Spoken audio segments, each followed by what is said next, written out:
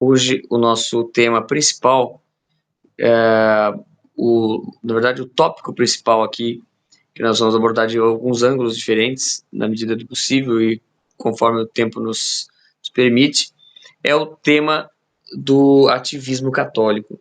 É evidente, né, que nós vivemos uma crise desse ativismo. Só que para algumas pessoas pode parecer assim um pouco sutil isso, porque o ativismo católico, na verdade, em algum aspecto, ele quase inexiste no Brasil. Qual seria o ativismo católico que nós conhecemos? Temos alguns, mas quando a gente fala em ativismo, primeiro, a gente não está falando do quê? De divulgação de piedade católica, que é uma coisa boa em si mesma, mas que não é o ativismo católico. E também nós estamos falando de um ativismo puramente político, dissociado do devocionismo, divorciado das devoções, da piedade, etc. E nós estamos falando de um ativismo mais ligado a uma mistura das duas coisas. E isso aí, de fato, não existe, né? Talvez possamos considerar aí o Centro Dom Bosco, né? Só que o Centro Dom Bosco, como muitos já perceberam, vem se associando cada vez mais à ala tradicionalista, à ala da Fraternidade São Pio X, que já faz uma espécie de capelania deles, né? E a fraternidade claramente já está se afastando da própria comunhão com a igreja. Então, isso é danoso não só para a unidade da igreja, mas é danoso para muitas almas e principalmente para a própria defesa da tradição católica, porque se torna um sinônimo, né, de cisma, de sedivacantismo, etc. Então, e aí, é claro, sem a comunhão com a igreja, é alguma coisa que a gente vai falar mais para frente, em outros momentos, sem a comunhão com a igreja, sem a fidelidade, a obediência à igreja, existe aí um enfraquecimento da própria luz da razão. A razão que explica a aproximação de certos grupos com neofascismos e populismos de direita, etc., mais políticos do que espirituais, ou espirituais, do ponto de vista quase afastado do catolicismo. Mas o que existe hoje? A gente tem que entender, para entender a crise do ativismo católico, a gente tem que entender que esse ativismo católico ideal, nós podemos imaginar, ele já existiu no Brasil e já existiu em muitos lugares, existe em alguns lugares de maneira mais robusta e tal, mas o ativismo católico como uma tendência global, etc., unificada, isso não existe e isso está em crise. Esse modelo que está em crise, não existe um modelo. E por que não existe? Bom, para a gente entender e por que não existe, por que está em crise essa existência desse ativismo católico, a gente tem que entender também uma coisa, que todos os movimentos conservadores, chamados conservadores, né, especialmente aqueles que se aproximam do catolicismo, eles são um subproduto, né, de algo. O ativismo de direita, né, é um subproduto mais superficial ainda, porque ele já congrega outras religiões, etc. Então, existe o ativismo de direita, existe o ativismo conservador, um pouco mais amplo, porque já pega aspectos culturais e já está mais associado ao catolicismo. E por trás desse ativismo conservador, a gente pode dizer que existe, que é o lastro dele, que é o apostolado católico. O que é o apostolado católico? É a ideia de atrair mais almas, certo? Esse apostolado católico, o ideal, ele foi se transformando com o tempo. Então, por quê? Por causa da ideia da ação católica que surgiu lá com o Papa Pio XI, né? A ideia da ação católica é que os católicos agissem no mundo. Então, com essa ideia de agir no mundo, precisou haver uma intermediação. Então, aí começou a haver esse conservadorismo católico. Por que conservadorismo? Porque o termo conservadorismo já abrange um pouco mais questões políticas, culturais, etc., né? Então, começa a haver uma outra vertente, que está ali o catolicismo, mas já entra um ativismo social, cultural, político, né? E cada vez mais, com o tempo, isso se tornou mais político do que cultural, e alguns aspectos até a gente pode dizer, mas existe o conservadorismo cultural, existe pessoa. Sim, mas às vezes existe uma intenção, a intenção maior é política. e aí então se retrocede para a cultura porque se reconhece que a cultura é mais importante que a política, até de uma maneira até um pouco, assim, porque não tão convicta, e aí então se retorna para a cultura, mas com vistas à política. Então, no fundo, na verdade, é um ativismo político, mas ele está travestido de cultural. Tudo isso para quê? É cultural, é político, para não ser católico, porque o ativismo católico ficou mal visto. Desde a época já, isso começou já na época da ação católica, porque começou a ser visto como o quê? Como uma interferência da igreja nas questões políticas. E depois, então, foi acrescentado aí os elementos do marxismo, os elementos da sociologia, elementos da ciência política, etc. E assim vai indo até que acrescenta elementos da cultura popular, da cultura literária, da cultura, etc. E vai ampliando. Chegou ao ponto que nós chegamos hoje que o Papa Leão XIV teve que citar Tolkien para falar com as pessoas de hoje em dia, porque não sei se, enfim, direto ou indiretamente, mas não se percebe a possibilidade das pessoas entenderem se ele citasse um santo. Ia ser visto como católico demais. Então tem que ser um pouco literário, um pouco cultural, que é isso que é bem visto, etc. Então começa a haver essa mudança. Agora, nós temos aí uma série de problemas. Hoje nós vemos os conservadores em geral, os católicos conservadores em geral, eles vivem num ambiente de profunda dispersão. Eles nunca se produziu tanto conteúdo, vídeos, lives, livros até sendo publicados, comentários, mas principalmente esse conteúdo mais superficial de redes sociais, né? É muito ativismo católico em quantidade, mas e qualidade? A gente pode dizer que existe o ativismo católico, de fato, mas ele está muito mais concentrado numa multiplicidade imensa de manifestações de tipos, fenômenos, estilos, etc. Mas existe uma crise, porque existe uma crise de modelo. Qual é o ideal? O que deve ser feito? Como o católico deve ser ativista no mundo? Então, essa pergunta, cada um responde de um jeito e ela fica sem uma resposta, né? A própria igreja, de certa forma, de tanto dar respostas para isso, ela meio que desistiu e deixou no ar, né? Lá no tempo da ação católica havia uma tentativa de resposta. O Papa Leão XIII foi o primeiro a olhar para o mundo e tentar propor isso, etc. Depois o Papa Pio XI falou isso. A resposta talvez estivesse mais no Papa anterior ali, que foi o Papa Pio X, em que ele colocou ali uma oposição, ele criou uma polarização. E onde há polarização, é que é possível o ativismo, né? Hoje nós vivemos um ambiente em que a polarização é vista como negativa. Então se procura sempre desarmar a polarização. Mas, em alguns momentos isso se acirrou mais, outros menos. O que acontece é que os ativistas católicos de hoje, eles procuram sempre fazer um arranjo entre a cultura atual vigente, né, e a doutrina da igreja. Mas eles se valem, e que elementos da doutrina da igreja eles se valem para adaptar a cultura moderna, a cultura contemporânea? Usam exatamente aqueles elementos que foram desenvolvidos para isso, por um certo tipo de clero, que inclusive foi muito combatido pelo Papa Pio X, que era o modernismo, que era uma heresia que estava dentro da igreja, né? Eu digo estava porque naquele momento a coisa estava assim entrando na igreja e sofrendo alguma resistência. Hoje já ganhou bastante espaço. Só que existe depois se gerou uma outra circunstância social em que se percebe esses problemas, tenta se resolver, mas não se tem elementos para isso. Então, como eu falei, muito barulho, muito vídeo, muita produção, muita informação, muita notícia, muita denúncia, mas se tem uma impressão de ineficácia. Parece que nada funciona.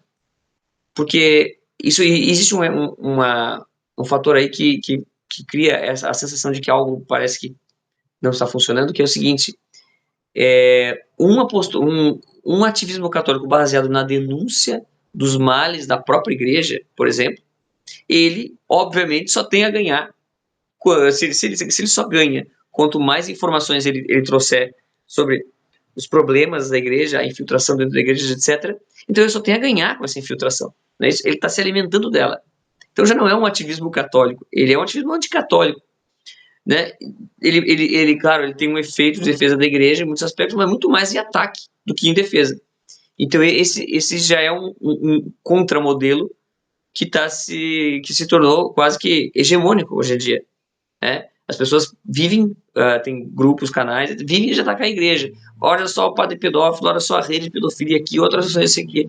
Muitas vezes a ideia de escandalizar as pessoas com os desvios morais internos da igreja se tornou um grande critério de seleção de fatos. E quando você tem um critério de seleção de fatos, você perde de vista outras coisas e você só vê aquilo. Então, aí acontece aquelas coisas bizarras, né? O pessoal enumera um monte de coisas contra a igreja, pinta a igreja como praticamente na verdade, uma seita que deveria deixar de existir, quase só falta a pessoa dizer isso, mas chega no final e diz, não, mas as portas do inferno não prevalecerão, etc.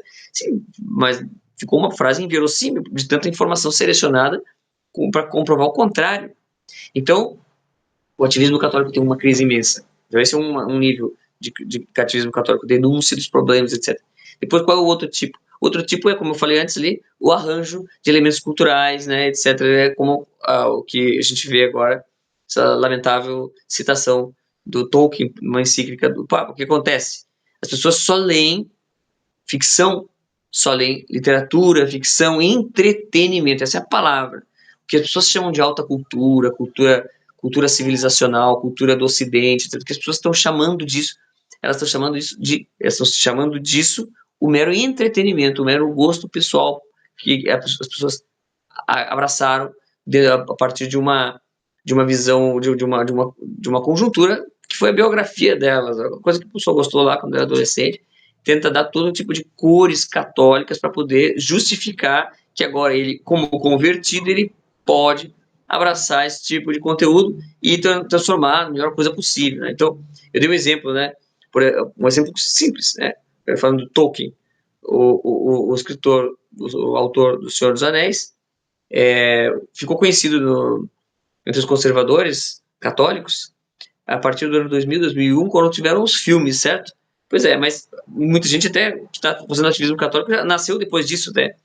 Só que as pessoas esquecem que o Tolkien, o livro dele é muito mais antigo, ele é da metade do século XX, mas o principal fruto da obra do Tolkien aí o pessoal, não, voltando, a pessoa fala, vê os filmes, aí redescobre a biografia dele, descobre que ele é católico e que a obra dele tem um significado católico, certo? Mas aí vocês voltam para a biografia dele novamente, e isso foi o fruto principal da obra dele na cultura do século XX, especialmente dos países de língua inglesa, Inglaterra, Estados Unidos, norte da Europa, etc. Qual é o fruto? O fruto é a cultura, a contracultura. Por exemplo, a banda de rock Led Zeppelin, né?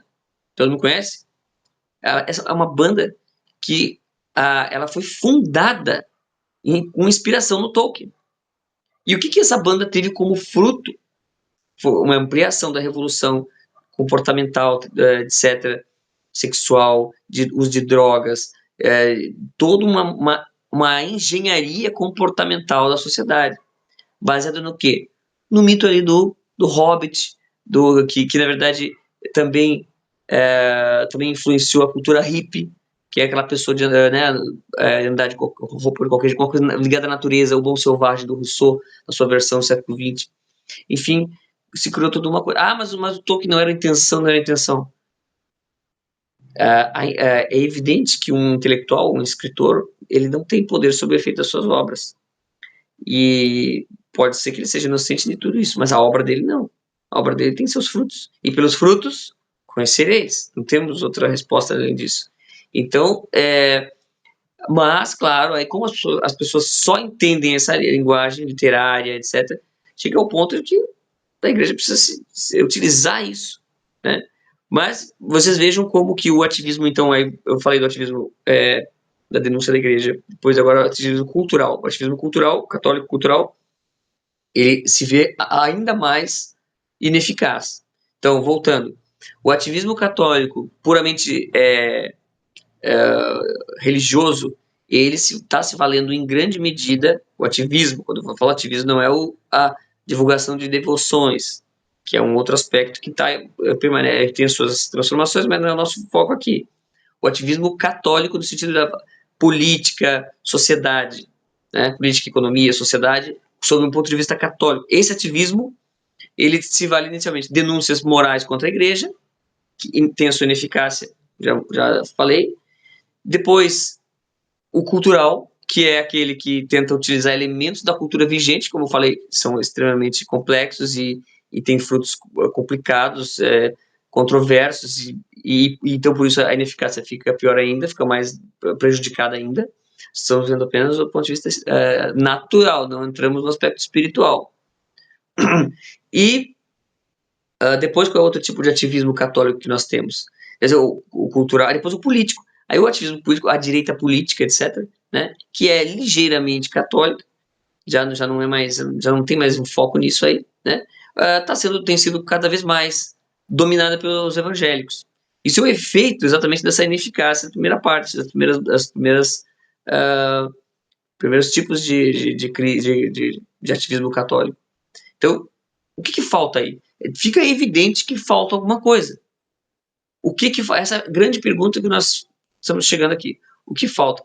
Tem um livro que é extremamente antigo, é lido por muitas pessoas, mas talvez não tenha sido dada a devida atenção no âmbito do ativismo católico em geral, ou tenha sido interpretado de maneira um pouco relativista, que é o livro A Alma de Todo Apostolado, do Jean-Baptiste Chotard, que é um abade trapista que escreveu esse livro defendendo a tese de que todo ativismo católico necessita de um lastro espiritual, que é a vida interior. Mas isso aí, quando nós falamos isso para uma pessoa que não tem essa preocupação, ou melhor, não tem isso se torna... As pessoas já vão sair e desligar esse vídeo agora. Porque a vida espiritual, a vida interior, ela não é como o dinheiro, que quanto menos você tem, mais você sente falta. É o contrário. Quanto menos você tem, menos você sente falta e menos você percebe a importância. Você, não, isso tá tudo bem, se cada um tem a sua vida interior, tal, tem ou não tem, o importante é a eficácia das técnicas, das atividades, das ações humanas, etc, etc, etc. Mas é exatamente esse o erro que está causando essa tal crise do ativismo católico. É exatamente esse erro. Porque a efetividade, Deus é o Senhor que chama, dos fatos, das ações e dos frutos. São dele os frutos. Então, todo fruto, se não tem parte com ele, não floresce, não cresce, não dá. Então, é preciso que haja essa ligação. Essa ligação não é uma ligação assim, etérea, porque na verdade, claro, nós somos filhos da modernidade, a modernidade nos ensinou erroneamente, nos enganou, que existe o lado espiritual e o lado material. São duas coisas, duas unidades. Eu vou me concentrar num, agora eu me concentro no outro, etc, etc.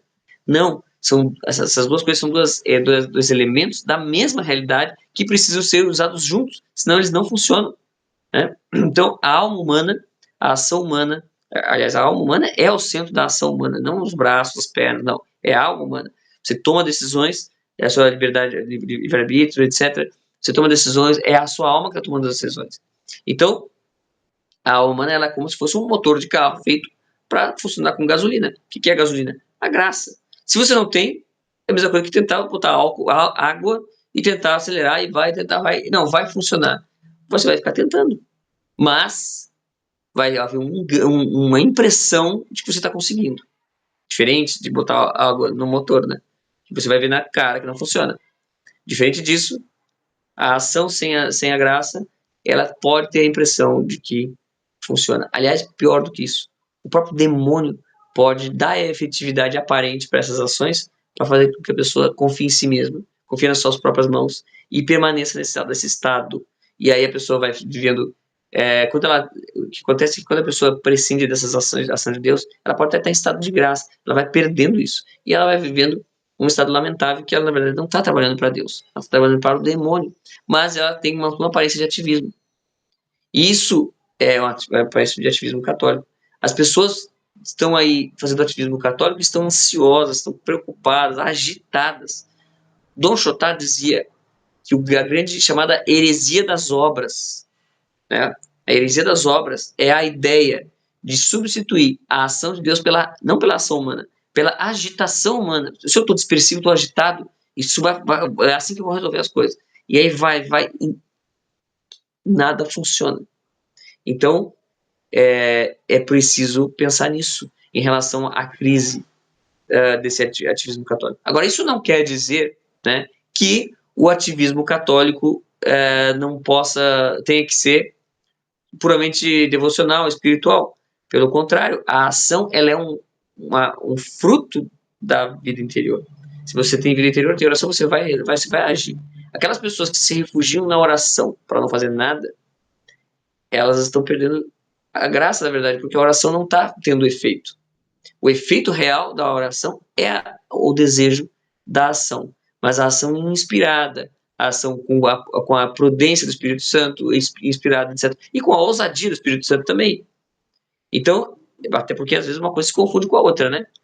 A gente pensa que a prudência é não fazer, não é ser prudentes. Não, às vezes é o contrário. A prudência manda muitas vezes se arrisque certas coisas, né? Então, porque às vezes porque se o objetivo é vencer, né? O Dr. Ouro Correia de Oliveira dizia uma coisa muito importante.